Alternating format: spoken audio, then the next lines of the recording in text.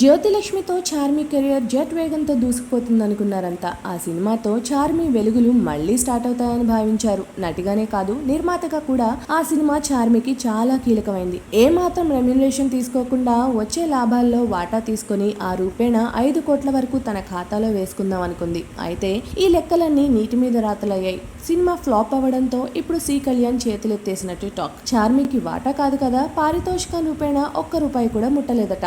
వాటా అంటూ ఆశలకు పోకుండా అట్లీస్ట్ రెమ్యూనరేషన్ తీసుకుని ఉన్న కనీసం 50 లక్షలైనా చేతికొచ్చేవి. 5 కోట్లపై ఆశతో ఆ 50 లక్షల్ని కూడా పణంగా పెట్టింది. ఇప్పుడు ఆ రెండూ పోయాయని ఉసూరుమంటోంది చార్మి. మరోవైపు జ్యోతిలక్ష్మి తర్వాత పూరితో డీలింగ్స్ కూడా పోయాయని వినిపిస్తోంది. ఇదివరకు ఎక్కువగా పూరి ఆఫీస్లోనే గడిపే చార్మి ఇప్పుడు తట్టాబుట్టా సర్దేసుకొని అక్కడి నుంచి జంప్ అయిపోయిందట. పూరి కూడా చార్మితో టచ్ లో లేకుండా పోయాడని టాక్. మొత్తానికి జ్యోతిలక్ష్మి చార్మి కెరియర్ కి హైప్ తెస్తుందని భావిస్తే ఆ సినిమాతో పూర్తిగా మునిగిపోయింది.